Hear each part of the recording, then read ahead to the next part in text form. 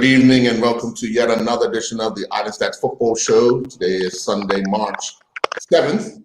I'm your host, Earl Baston, joined by co-hosts Maceo Dill, Garrett Punchy Dill, as well as Coach Peter Robinson. And we're joined by former national team players Sean Goder, Dwayne Streaker Adams, Dennis Brown, Kenton Jennings, and we await David Bascom to join us. But first of all, gentlemen, good evening to everyone. Just want to bring back some memories of what we're going to talk about tonight. Good evening. Playing in red, opening up with Bunbury, 24 years old, West Ham player, born in Guyana. Well, he seems to be doing well for his home country. This one just over the line. Well, was it? Well, it all counted. 7 minutes that was, and then on 13 minutes, Bunbury again ahead of this time. Cross from Dale Mitchell, his teammate, 2-0 to Canada. Well, Bunbury was on for his hat-trick. And what a beauty, with the help of the post and an unkind deflection onto the goalkeeper. That made it 3-0 to Canada. Sean Goder pulled one back for Bermuda. Confusion in the box. And then Sammy Brown made it 3-2. Again, exploiting a terrible mix-up in the Canadian defence. But it wasn't all over. Just 4 minutes from time. Jeff Auger, the substitute. Well, gentlemen, I have one question, and my first question is to Dennis Brown. How did Kenton get the number 4 jersey? Well, I was basically on my way. I was basically on my way out at that time anyway, so I was just there to support the younger guys like Kenton, Sean. We had a lot of young guys coming through, so I didn't mind giving up the number 4 to him. Not at all. Okay, all right. Not at all. All right, well, look who's the latest. Sean, look who's the latest. It's a fine. Hey. A fine. Sean, you see who's the latest, right? What's happening, crew? You make it. Now we're on time. You make it Bermuda. You're not making Bermuda on you, David. Hey, that's like that second training session, yeah? What's happening, guys? Nice seeing you. Well, obviously, with Bermuda set to face Canada in the World Cup qualifier at the end of this month, I thought we would look back on you guys' match against Canada in how easily is it to say, what was it, 19 years ago? Whoa. I can't. 19 years ago, 92. Whoa. I was throwing on numbers, guys. I'm over 50. Whoa. Sorry, that's to me. Sean, how much did you remember that game? Sorry, because I'm getting every other word. So for some reason, I'm getting every other word. But the highlights there, I didn't really catch it all. But I have a little bit of a memory. I think one of the goals was a bit scrappy. So we tried to make a bit of a comeback, and in the end, I think we ended up losing 4-2. I think that game was. But yeah, we tried to have some sort of a comeback. Streaker, that first goal was so early in the match. What happened? I hadn't had a cup of tea yet.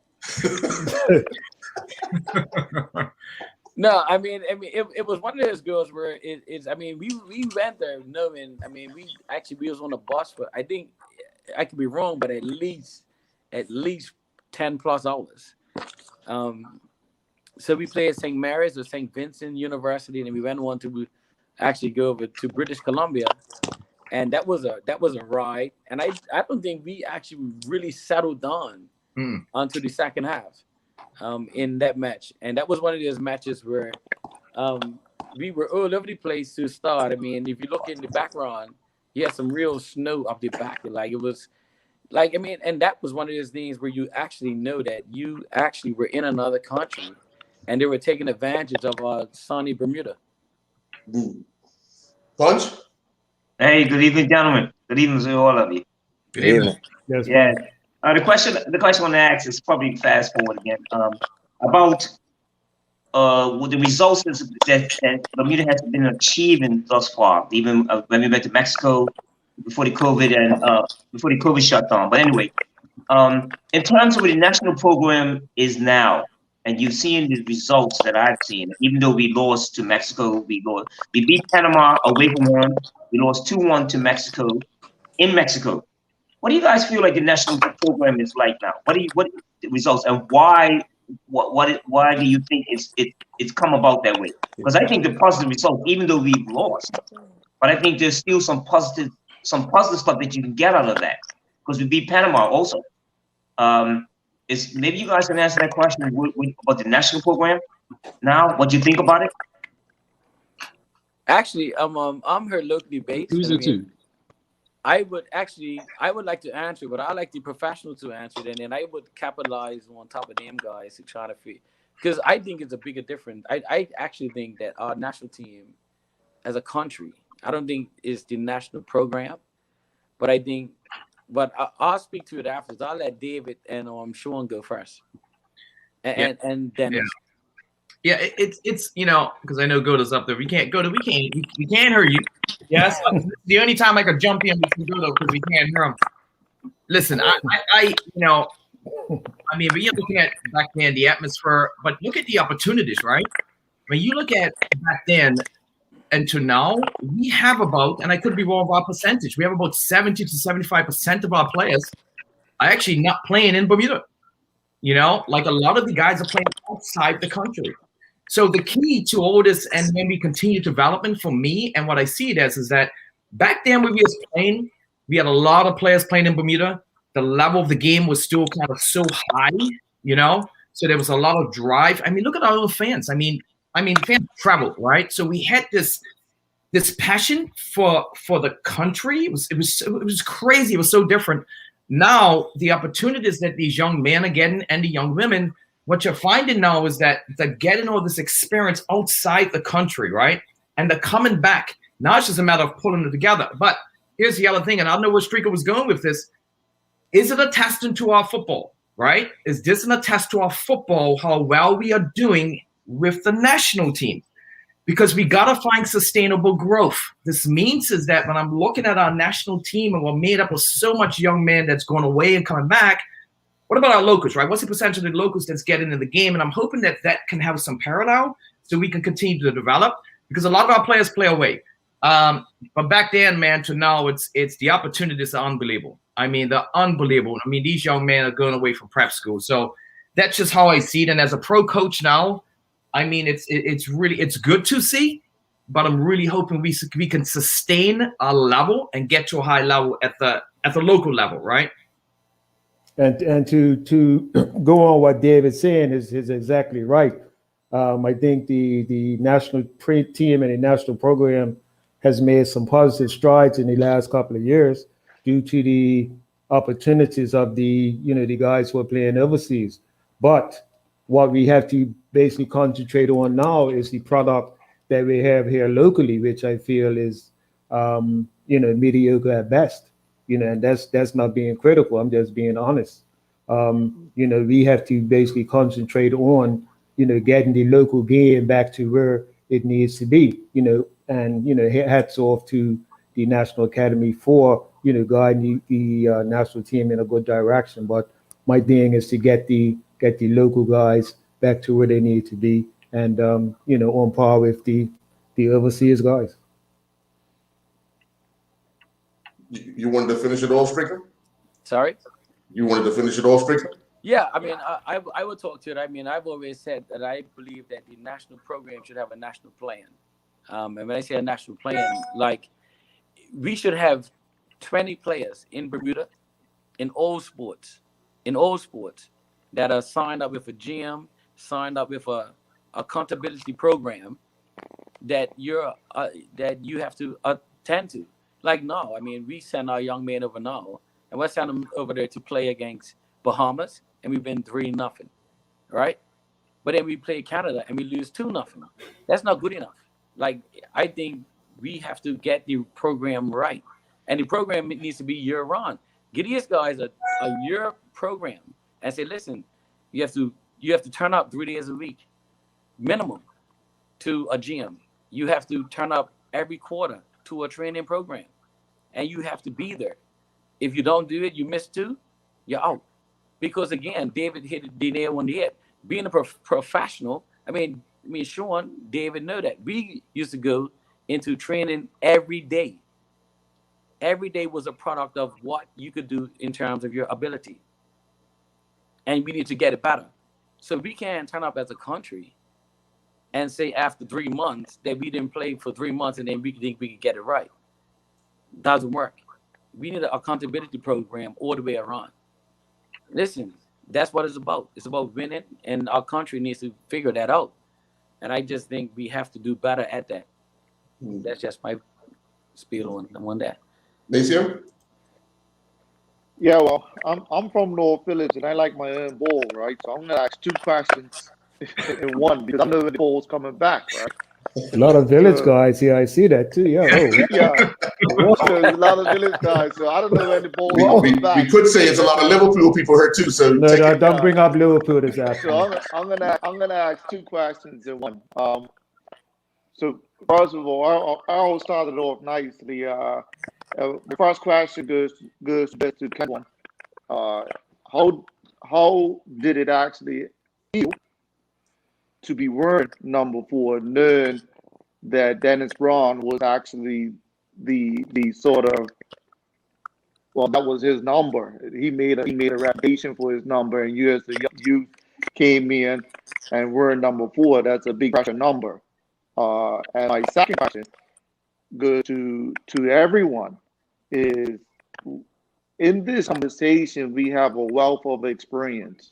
We have internationals here. You know, we have Strico, we have Sean Gooder, we know what he's done. We have David Baskel, we know he's done. And we know what Dennis Braun's done locally for our game and internationally as well, and Canton as well. How do we figure out how we get this influence within our country to influence how we move forward with football? So that's my 2 questions.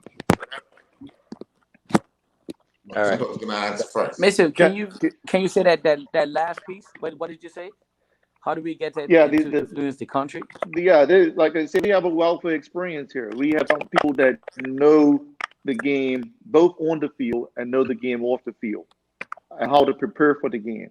And at a national level, at this point in time, you know, we have coaches, we have people there that's learning as we go along, right? And which is good. But how do we get this influencing our international program?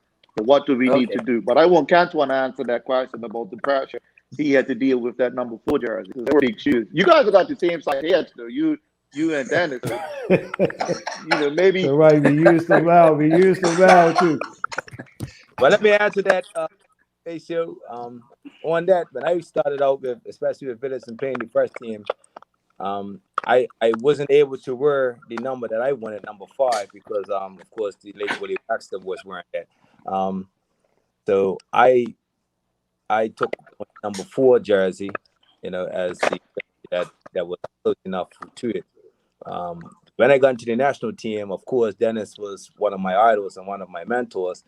It definitely was an honor for me to be able to wear that jersey, because I thought I was gonna have to give it up, but he kind of allowed me to wear it and allowed me to be, you know, the new generation of coming through, and it was just an honor. So I always felt privileged and honored for him to not take it from me, but allow me to carry that on from what he was to what I couldn't live up to his boots, but I definitely tried my best. But now the number 4 jersey means a lot to me from that point of because I watched Dennis, I played against him.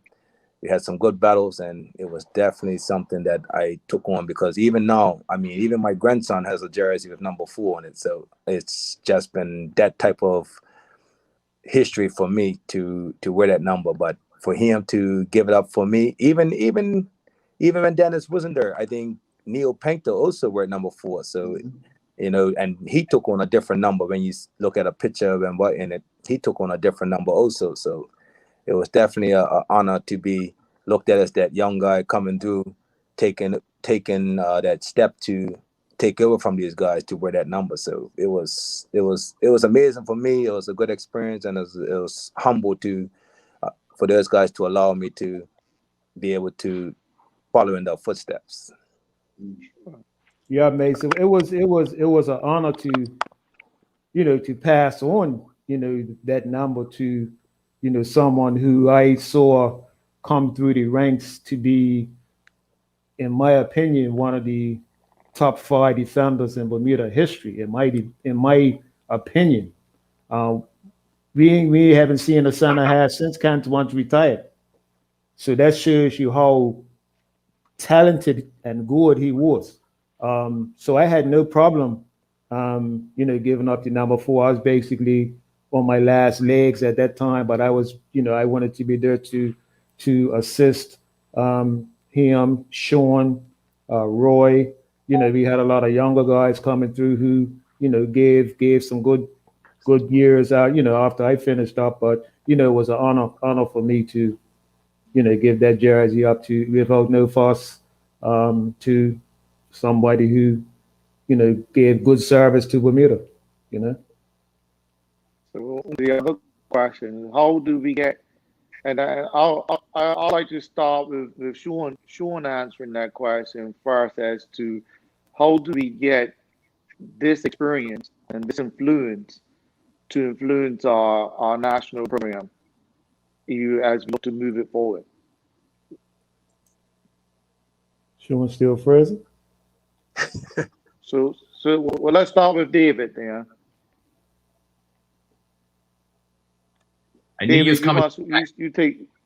Yeah, yeah, I knew it was coming back to me. Kentwan smiling right in the middle. You could have picked Kentwan right in the middle. Sure, you could see him. Now, it's okay. Listen. The one thing is that we all sit and say, we had a lot of these shows, and we're like, we have to come together, right? Because everybody brings ideas coming together. But let me tell you what I feel is that's missing, right? The one thing that's missing that we had way back in the day, and the days when I was watching Dennis play and Andrew and the Gumbos and all of them, there's a sense of pride that we have to bring back into the country of football and sport, right? Now, see, you don't need my help to do that. You don't need Goda's help to do that. We need to start somewhere. You realize is that building pride builds like, a country, a nation that kind of was connected with like a social and emotional connection to the game.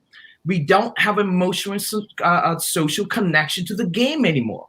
This game has been evolved around business, even as my professional players, right? They get paid to do a job.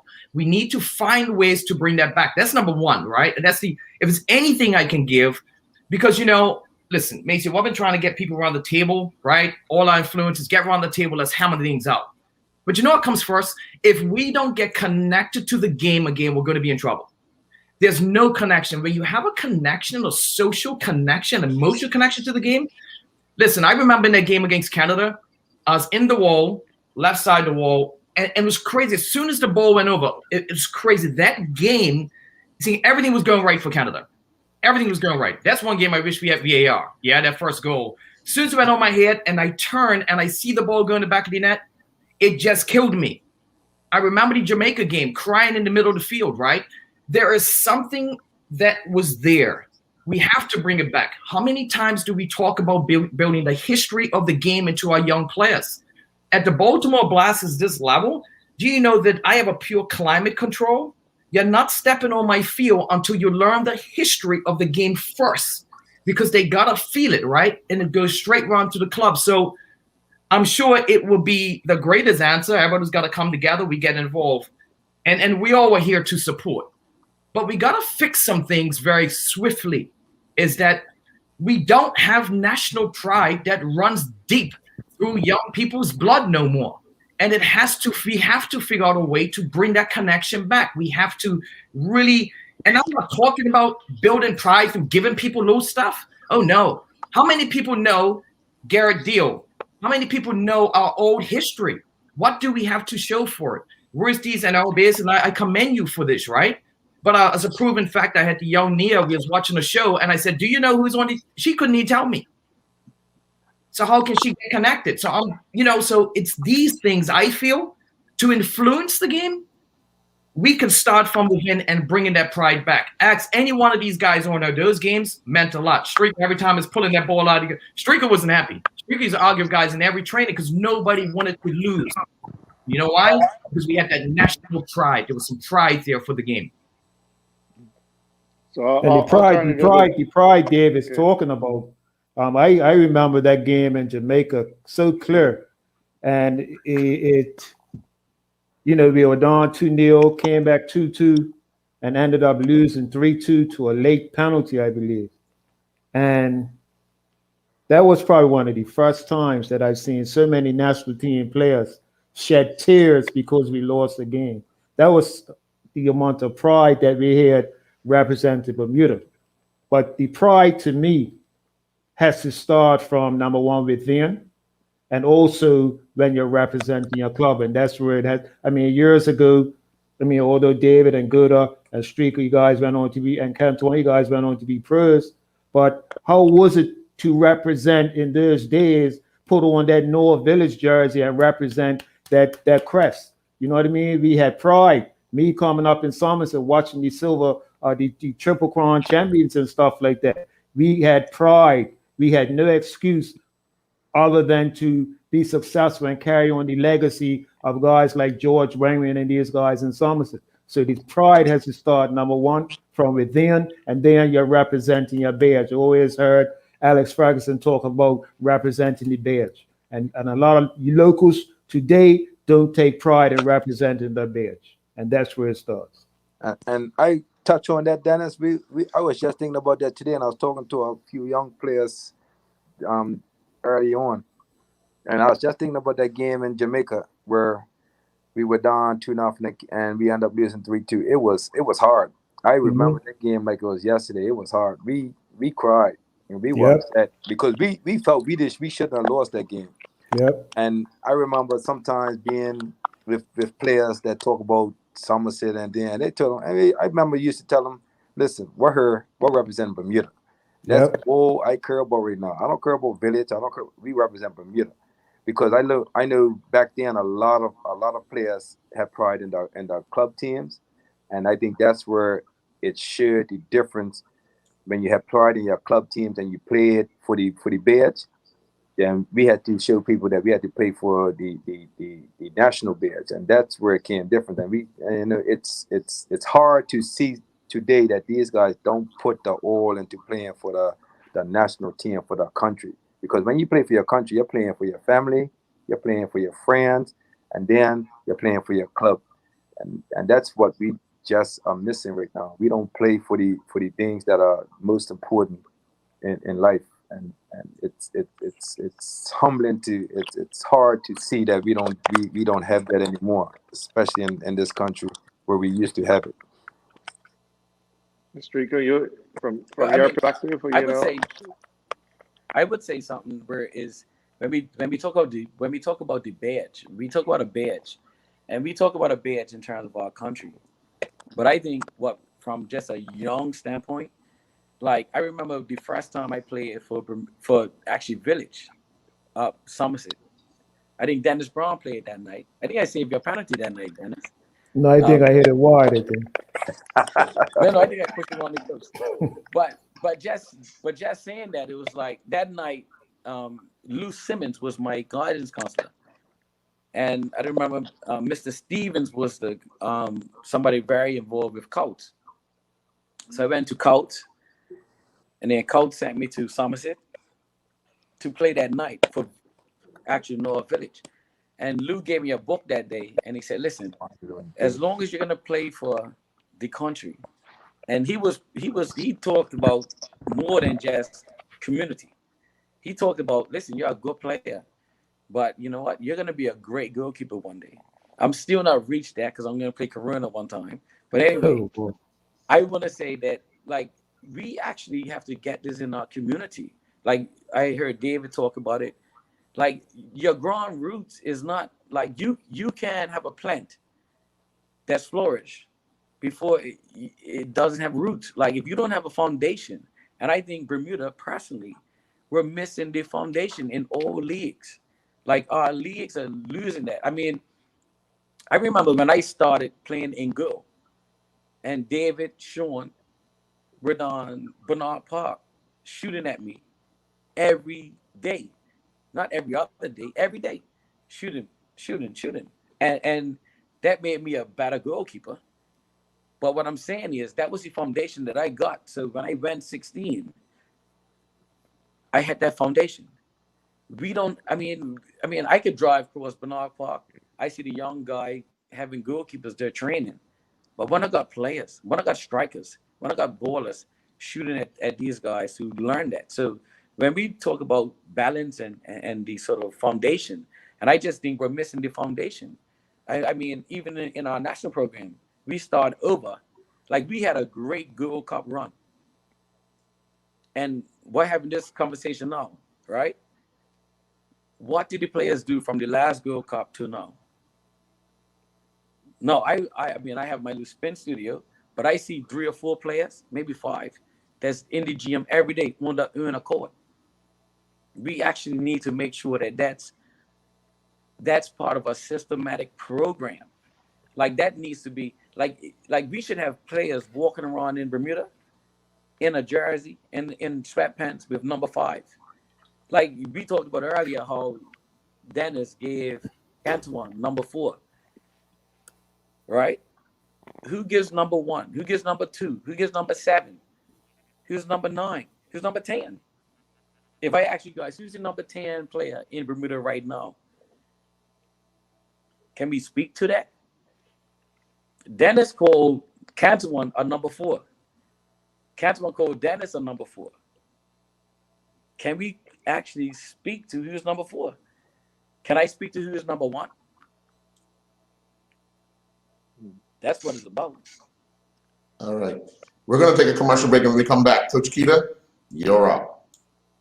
The everyday use of spices goes back well over 6,000 years, evidenced by archaeological finds in Europe, including remains of spiced food. Since 1976, the Frontier Natural Foods Co-op has been bringing a wide range of exciting flavors to the table. The results are good news for the environment and more robust, fragrant essential oils in these natural seasonings. We're featuring Frontier Natural Products, organic ground cloves, rub sage leaf, and poultry seasoning. Lindo's, why go anyplace else? Coach Keita? Yeah, good evening, everyone. My question for you guys was, what was preparation like back then when you were getting ready for that tournament in particular? I agree with Shrika in saying, players should be at the gym and players should be this. I know at the senior level that gets a bit tough with persons working because it's something that I'm trying to implement on the women's side. I totally agree with you. I think that we're probably the only country that doesn't have a set gym routine. Like neither the men or the women have a set gym routine, and I think that's crucial because my players that come back from boarding school or from overseas, I get implemented in their programs. But my question again is how did you guys prepare? What was training like? How often did you train when it came time to prepare for that tournament? Did you have practice matches? That's something that's happening now with, as the game has evolved. I see we're having training camps, such as the one we're having right now in Florida. I'm going to see if Sean's on. Sean, are you on? It's making blindside runs. Goodness fell asleep, man. Goodness. Light off. Anybody want to answer Coach Keita's question? I think I would challenge David. Well, well. Here's the thing. I was meeting you guys. Yeah, oh, there he go to. Be heard. But yeah, we hear you now. Go to.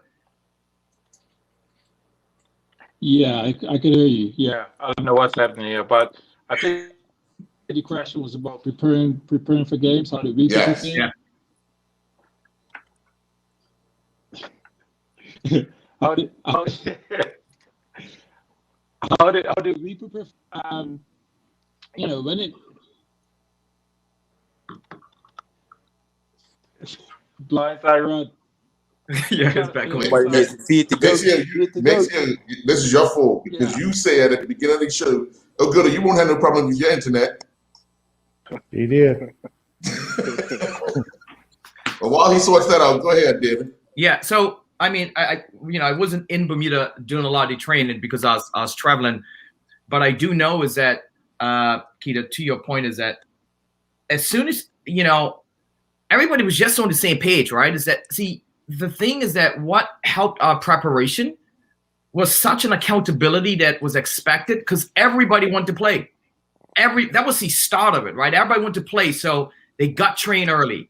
Guys done the extras. Do you know what? I don't remember a coach telling me that I had to listen. You got to ping balls. You got to get balls across. You got to, you got to be sharp and train. You got to do these things, right? So we came first with that accountability. Yes, we have warm-up games. I know we had a few games outside, but it wasn't as much as they're doing now. You guys are doing now. But I'll tell you what, everybody wanted to be on the field. Everybody was waiting for the name to be called. And from the preparation part of it, I think we helped a lot because we had that such a deep sense of pride and we wanted to win. You had, guys wanted to win. I remember these guys, and I'm still a little bit upset. It left me out of the poster. Kid, I was disappointed. One of the posters I got left out. They left me out. And I was furious because I see this poster today and I swear, I'm like, you know what? I can probably put my own picture in, but I felt like, man, they left me out of that damn poster. I was pissed, but that's what it meant, right? Then the other post, I think somebody else, and I wasn't worried about nobody else. I said, I will be earlier next time, but that's where it starts, right? If you can get your players, okay, to understand and make each other accountable. See, today's 21st century, I find this coaching the Baltimore Blast is so punitive. Everything has to be structure, and they don't know how to manage themselves. And these guys may attest to is that from the preparation, I'll speak on that, is that we was able to manage ourselves. Some games, sometimes I didn't even hear the coach. It was the information coming from the field. Don't let me go mark a guy down the back. Kentwan is coming behind you and wailing you. You're getting licks. Don't be in the box and not jump for a header. Streaker's gonna punch you in back of your head. So, but we had that really accountability where it started, and that's something that you're gonna have to develop from the training. I mean, we guys just trained. Like I don't remember a day we trained so much, but it was a lot of energy. Nobody wanted to leave the training pitch. Nobody wanted to leave the training pitch. Nobody wanted to leave. We sat there, we talked, but everybody wanted their name on that sheet. Everybody wanted their name on that sheet. Well, can I add to that, David? I think that's more of that. We were very competitive. We competed with each other on every stage. Like I didn't want you and Gooder to be beating me every time. I didn't want to be looked at as soft. So we were competitive defenders. And when I was coming up we were competitive. I didn't want Roy Stevens to take my place. I didn't want even though I felt Dennis Brown was the greatest, I didn't want Dennis Brown to play before me. I wanted to be competitive. I wanted to work hard enough to be in that conversation, to be in that game. And I think today we don't have that. I don't think we have enough people that's competing against each other that see somebody as not the enemy or the nemesis to be able to take their spot. It's like you had so many guys that could take your spot. When you talk about Sammy Swan, Carl Lightbourne, Sean Gooder, the strikers we had in the team, it was competitive. And the midfielders, it was competitive. The defense, it was competitive. You had competition in every position. So you were always in that vibe to do what you had to do to be at top of your game. If you had to go running, if you had to keep yourself in condition, because sometimes you two guys could be in the same level, but one will be fitter than the other and be able to get over that way. So the competition, the competitiveness I think is what's really missing today, because we don't compete with each other on the local stage enough and push each other enough as we did back in the day. Because when I came up, at 16 playing against that PAC and Somerset, it was competitive. You had to be on your game or you was going to get burnt. You were going to come off that field with licks. So you didn't want that. So we had to be competitive in what we did and how we prepared for the game. And I think it transferred over to when we went overseas and when we looked to play internationally. Yeah, and to add to that, I remember we were so competitive And I think every single person in that squad was ultra competitive and took pride in what they did and brought to the table. I remember a session we had at the training camp in Boca Raton, Florida. Oh, good. Sammy Swan and I almost came to blows, right? Because the session was so competitive. And, and that's how it was. That's how you bring the best out of each other, by being competitive, not being nice. My coaches back in the day always used to say, oh, nice guys come last or whatever, blah, blah, blah. But at the end of the day, we were ultra competitive. And, that's what we brought to the table. Like Antoine said, at that time, I was on the bench, but once the coach called on me, I was ready to come on and do what I was required to make the team successful. The game in Haiti, that was out of this world. Oh my God! I started on the bench. The coach called me. Goat scored in like the first 10 minutes or whatever. They came back 1-1, and we had to play for our country and defend for our lives for it seemed like 2 hours.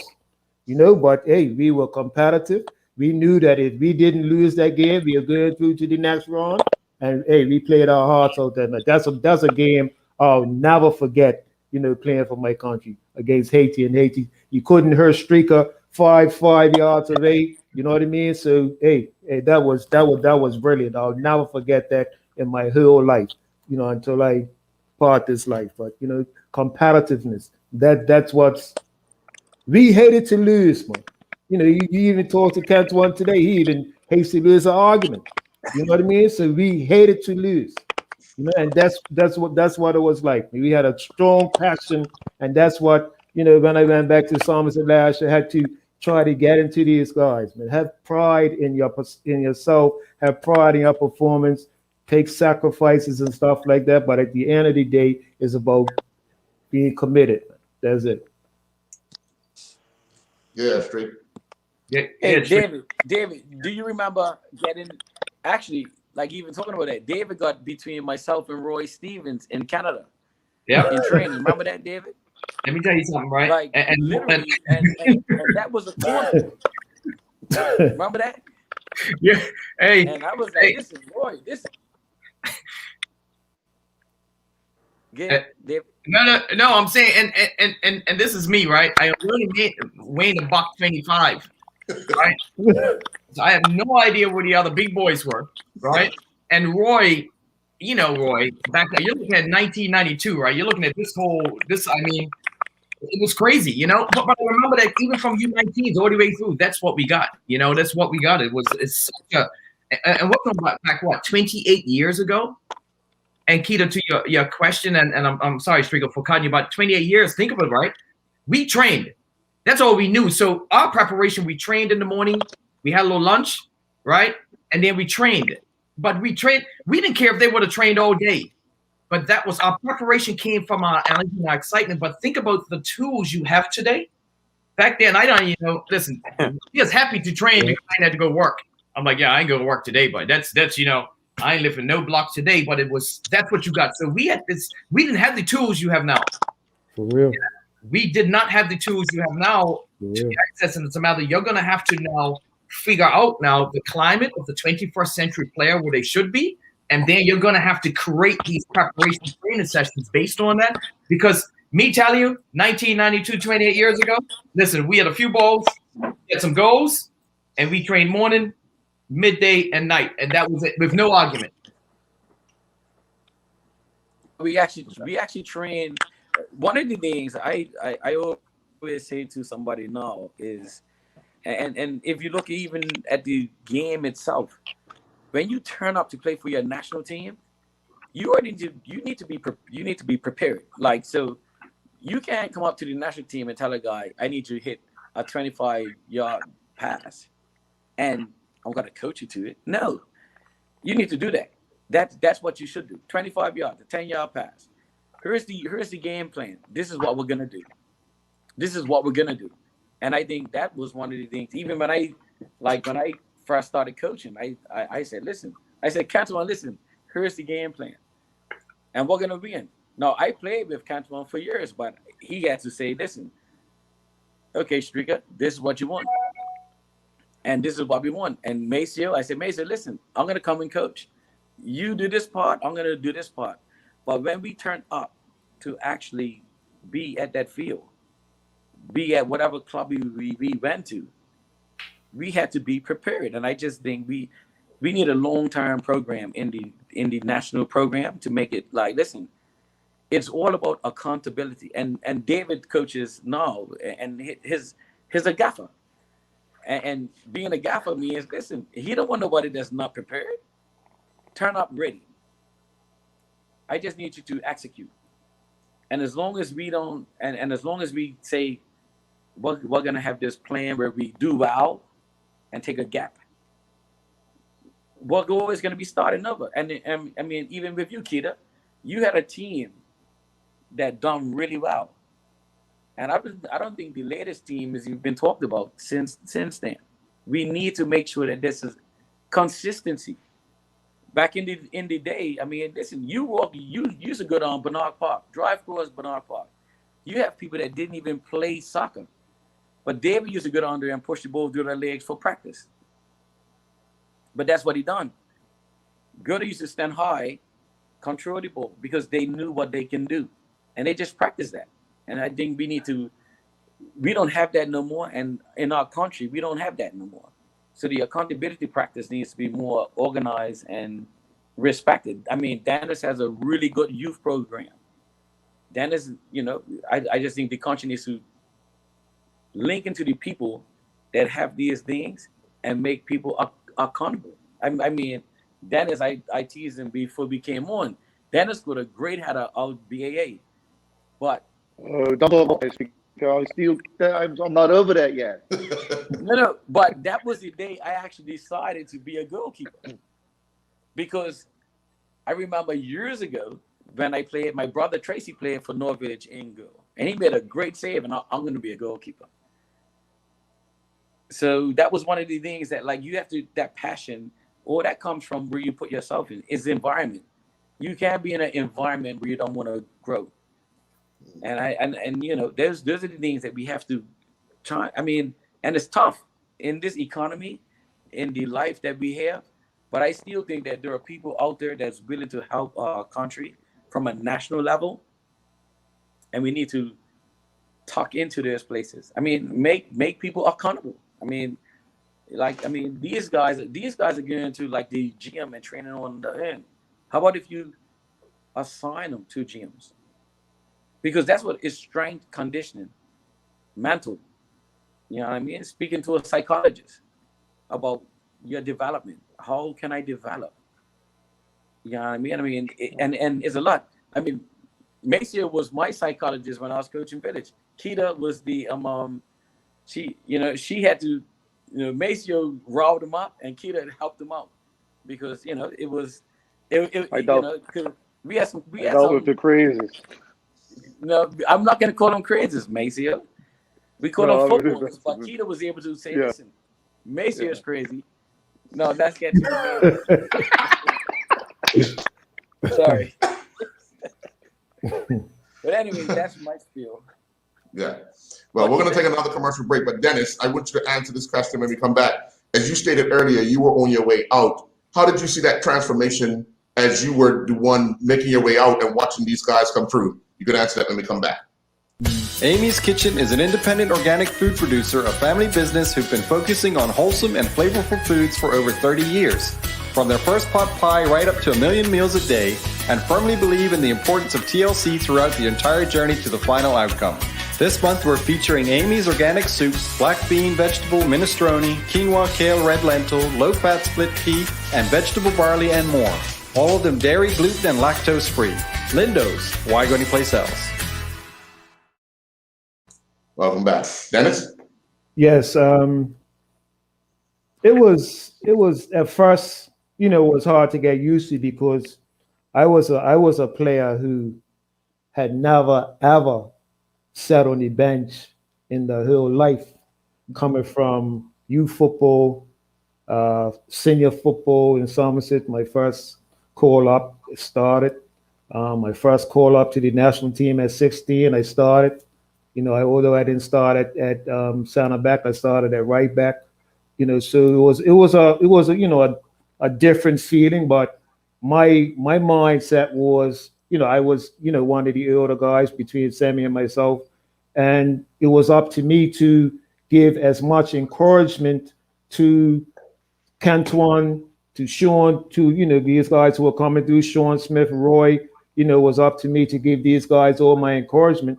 A lot of people would have sulked and mourned to be sitting on the bench, but I had a different mindset. My mindset was, this is for Bermuda, not me. It's not about me. It's about Bermuda. And anytime, and I always thought that anytime the coach called upon me, I needed to be ready mentally. So if I'm sitting on the bench sulking, if the coach called on me when we ran up 1-0 against El Salvador and Bermuda, and he brought me on in the last 10 minutes to basically seal that victory, it may have been something different. But my mindset was that whenever the coach called upon me, coming off the bench, I'll be ready. So the El Salvador game, Kyle scored that goal. Coach told me, warm up, get ready, get on. The game in Haiti, I came on midway in the first half again. Sean got an injury, came on. We sealed that. So, instead of sulking, I was always there to give Cantuan and these guys, a helping hand and encouragement, for the betterment of the country. And that's what it's about, the country. It wasn't about me. You know what I mean? It was about the country progressing, the furthest that they've been, in history. So that's it. Punch? Yeah, hi. Yeah, Dave, I'm glad you brought that subject up about what it is for people to what the question I want to ask you, or I'm going to make a statement. I always thought that there's not enough people involved in the senior level now, outside of football, whether it's in the summertime, what we used to do, going on in the park. I mean, I had time for you guys, if that makes any sense. I had time for you. I remember when I took you and Street, we went overseas. I decided to, and I took Maceo was right there too. Maceo went also. Street was only 15, if you can remember. Yeah, we got George had to go when he gave up those goals. Yeah. Right? Yes, he did. Yeah, I remember that. Yeah. Punch, Alabama. Yes, yeah. Punch, exactly. Punch, exactly. I remember. Exactly. I remember. That's right. That's right. And that's right. My first time of coaching, I had a little paperwork, but it did. Anyway, it was just great because I remember Street. We told George, "Hey, George, you're not playing this game yet." No, Street is going to go. He's 15. You were 15, Street. I think you was 15. Was just going 16. Yeah. But my point is, the point that I'm making here is that I had time. If you guys wanted to play on Sunday mornings at 9 o'clock in the morning, I'll be there. I'll say, yeah, I'm gonna have everything ready for you. I don't think that's happening in the country anymore. I'm sure it happened up Somerset through Dennis, Cantuan. You can always come down on Sunday morning, but it's cricket season, and find us there. Me and David Scrader is my good pal. So I think there's a lot missing in that in terms of people putting time in. Would you say that, David and Dennis and Streaker and Cantuan? Like, people are not committed outside. People are not committed as the people are not committed as what it was like before. When you're talking about you're just going to get a kick now, it's just not happening anymore. So it seems that it's got to be structured before it's, just somebody comes up and say, look, I have a concept. Let's come, when you guys come back, we can play on the summertime. Because I remember a game when you had you, David, Dale, I think I don't know if Streaker played, it was Sean, and we played at Barclay Field. Yes, yeah. Exactly. So I was kind of committed. I'm not blaming my own horn here. But the point that I'm saying to you is that I don't find enough people like that now. Like Keita, I applaud you also for what you're doing. I don't find enough people doing that now, David and Streaker and Dennis and Maceo and Cantuan. I just don't see it happening. So when I go on, if I knock off of work, go down to see, I'm just looking for somebody to who's in that. I don't find any commitment there from the organization level, because you can get people there. There's players who come out. I don't see it happening here now, David and Dennis and Streaker and Cantuan. That's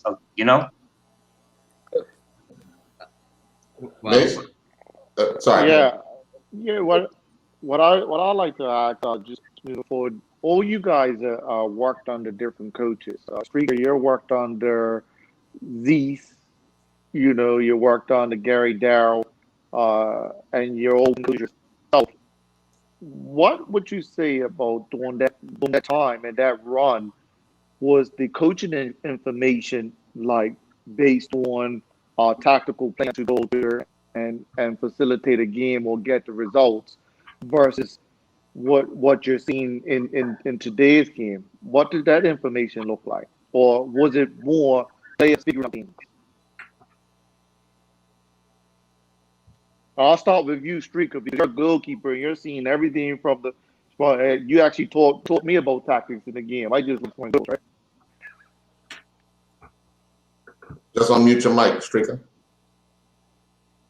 Unmute your mic, Streak. There you go. So Mace, I think one of the things that when I came into Coach Village, I took like, I remember when I came home one game, because I used to travel back and forth for Bermuda school, and Zeus took me in, and I was the captain for the Miami 7 team.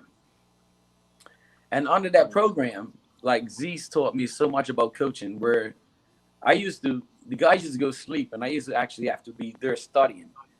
And Zeus, we had game plans and everything, and I mean, Zeus went from Bandon Village, and I think we lost the league at Dandytown one time. We beat Dandytown 2-0, and I was banned. And the only way I would go with the national team to Germany was I had to say that I agreed to whatever. And we sorted it out from a national standpoint. But when we got to the national standpoint, when we got in Germany, it wasn't about what I knew. It was about education, and it was coaching education. And he taught us a lot from a player standpoint, the information that we got. And I think players now, the players that got all that information, even if you look at the team that was under the Miami 7 guys, we're not passing that information on. Like I came back and I took that information and I gave it to North Village. Like Dennis has done the Brazilian thing, but I think as we grow, we go away from the game. So I mean, I would say even now, like goes away. You're probably the only one, Mason, that's actually giving information back. Keto's now giving information, but it's not a lot of people that's giving the information back to the community.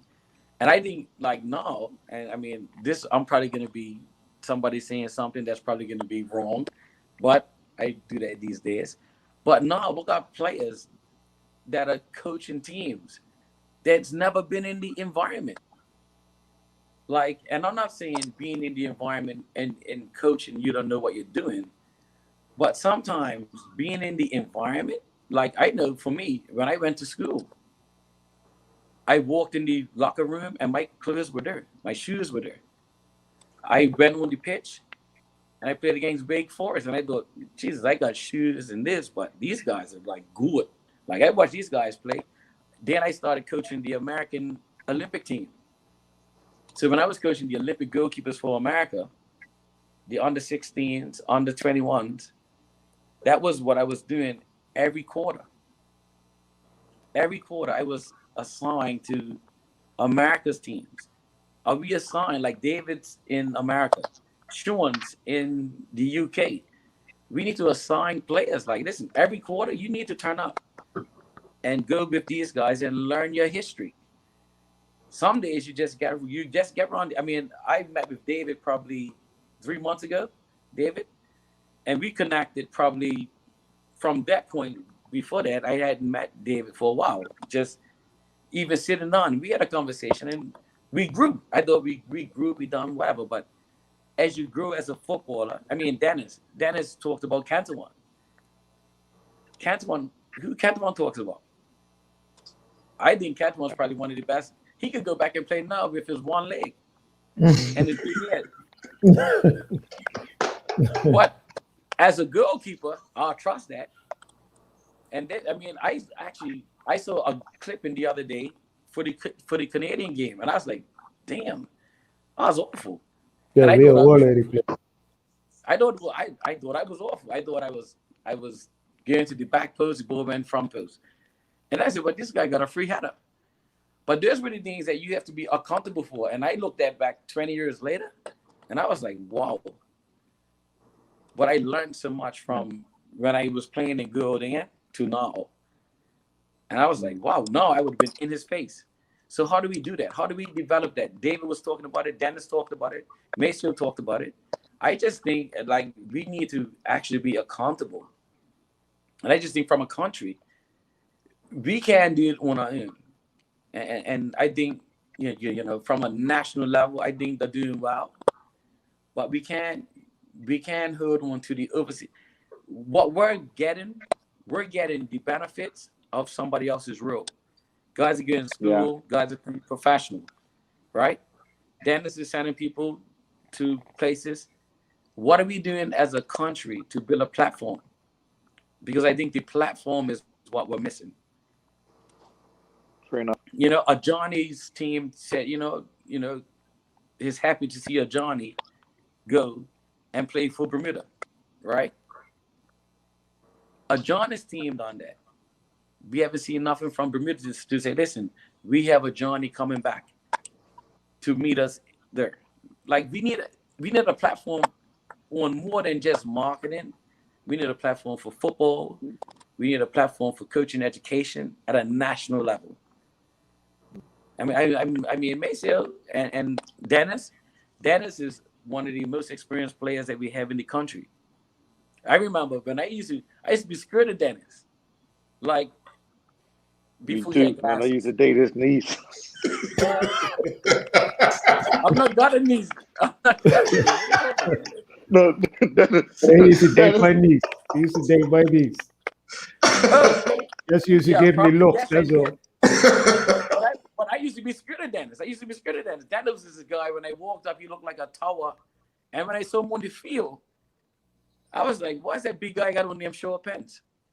But anyway, when it's over there. So he was big. When he came, he approached and he used to like, listen, I'm gonna score through you. Like, and I had the platform like, listen, Dennis, you're not scoring. And that's a piece of it. We can watch TV. Like we're watching TV, we're watching all these things, and we're talking about sport, but we're not growing. Like we need to grow. Like, I mean, we need to grow in terms of a level of consistency. And you know, I mean, I always talk about it. I always thought I was a great coach. Some people thought I weren't a great coach. Some people didn't even think I knew what I was talking about, right? But I said, listen, I had a game plan, and if you didn't do it, I take you off. And when it happened, I took them off. Yeah. And that was it. Okay. For Antoine, that you're also played overseas. You're also played in the UK. What do you look at the difference of information that you're receiving versus the information you was receiving at the national level? Because it's all correct information, and when you give it, and what is that correct information? So how do you see that, Antoine? I think information is just how you interpret it. As the professional level, they keep it very simple. I think in Bermuda, maybe sometimes you get a little bit complex, but I just think it's just a matter of if you can take the information and put it to use in the right way. I played in the professional level where the information sometimes was probably no different than what we get at the international level, but it's just a matter of how you instruct it. I think at the professional level, they emphasize more of what you do, and the finer points is what they look at so much more than just the overall. The small things are so important in professional football. The very small things, the things that you think they're not important, it's very important. And I think maybe when you come back to the international level in Bermuda, they kind of like just let it pass to those things that maybe you're not looking forward enough or things like that there. So it's not so deep, but I think when it comes to professional level, they look at everything, they microscope everything, because every little small detail is important. And that's what we need to understand, that every little detail is important. But it's just a matter of if players can process what they're saying and put it to use on the field the way they want to do it. Because in professional level, every little detail counts. Every little detail is important. Nothing is it's not important. I mean, just to say this, I remember being at a professional level where my weight was even important. Going from 170 pounds as a professional to 173 pounds, I was fine because I was overweight by 2 pounds. So every detail is important. And that's what coaching comes down to. It's like just the fine print is very important. So you just have to understand when it comes to coaching, be vigilant and be always on board as far as trying to give the right information and trying to get that information put through to the players on the field in practice, because that's the most important thing, because these small details make a big difference when it comes to the game, when it comes to when you're playing against opposition. So that's the only thing I really can think about that I saw from a professional level, from international level, from Bermuda level that was different. Is that the small details are very important, very, very important. Coach Keto, I'm going to give you the final question for the night for anyone. I don't really have a question because so many things have been answered. There's been so much that has been talked about in this segment. You know, obviously I come in there as a co-host, but also as a women's national team coach. So a lot of this information really helps me in preparing my teams. I guess my question would be, what we have players that I say were a cocoon. We have players that are so protected, and I hear people speaking about intrinsically being motivated, but right now that pride in Bermuda is kind of hard. We have players all over the place. So players are playing in clubs that they hated growing up. They didn't even like that club. You know, the parents don't like that club. You know, but there's something extrinsically that has them playing for that club. What I do see in the men's national team a lot of times is players drop off because they didn't get picked or they didn't get selected for this round. So guys really don't fight for a position. I don't see where players are fighting for a position. I see it on the female side, but on the male side, it's like, if I don't feel like it anymore, I'm not doing it. There really is very little pride among some of the players in the men's national team. And I really don't know what we can do as a country to get that back. I don't know if any of you guys have a suggestion or what you see. Someone mentioned earlier, football is no longer about pride. Football is a business now. It is a business. I don't know if many of you saw the other day, Jamaica have gone to the UK and they have 11 players that's going to be showing up for Jamaica now. So, you know, is this just a Bermuda thing, or is this just the way football has evolved? They went here for 15 players, 11 have already decided they're going to play for Jamaica. So that may be just where we're at. That's just my take.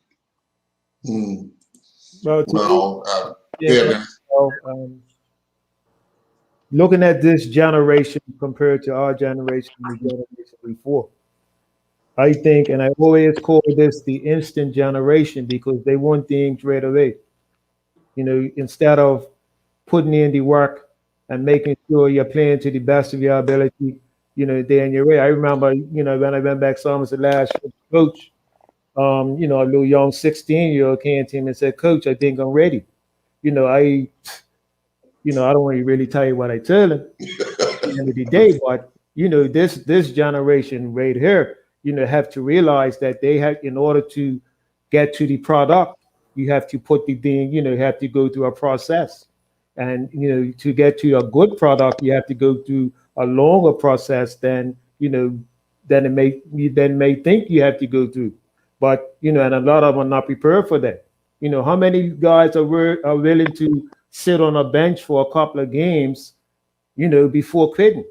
You know, people are not really there to fight for their positions. You know, they'll just give up their position and, you know, make excuses. But at the end of the day, it's about fighting for what you want, fighting for what you know, and, you know, be patient and prove yourself once you get in. You know what I mean? But, you know, I call this generation right here the instant generation because they want it right away. And sometimes it doesn't happen right away. Right. Well, we know that Kyle Lightbourne and the Bermuda men's national team are set to play Bahamas in their second warm-up match later this evening, beginning at 8 p.m. Bermuda time. We'll have the updates following that match. I'll also be speaking with Kyle later on tonight about the tour, the camp, and the 2 matches, as well as we await, obviously, an announcement from the Bermuda Football Association as they await to get an exemption for football to hopefully kick back in next week or in the coming weeks, but hopefully we get that. So next week, hopefully, if we do have football, we'll be talking about, not about the fact that Coach Keita's wearing her Manchester United shirt because they won. Gilda's internet is not working. I guess the blue side of Manchester, nothing's working over there tonight. Oh, Uncle Dennis don't want to talk to me today either. Well, I'm going to get to that. Earl, leave it alone, Earl. Leave it alone. Just keep it clean, please. Okay. We had a good hour. Leave it alone. Congratulations, Peter. Congratulations, Manchester United. Yeah. Earl, listen, Noah Village didn't play today, right? No. So Keita's cool. Well, I want to thank you all for joining in on this, and obviously we want Bermuda to succeed at all levels, and we're right in saying that we want to start at the club level and make sure that we have those homegrown players to actually filter into that national program, along with the ones that are going off to school and become professionals as well. So with that, I bid you all a good night. Thank you. All right. Thank you. Thanks, Earl.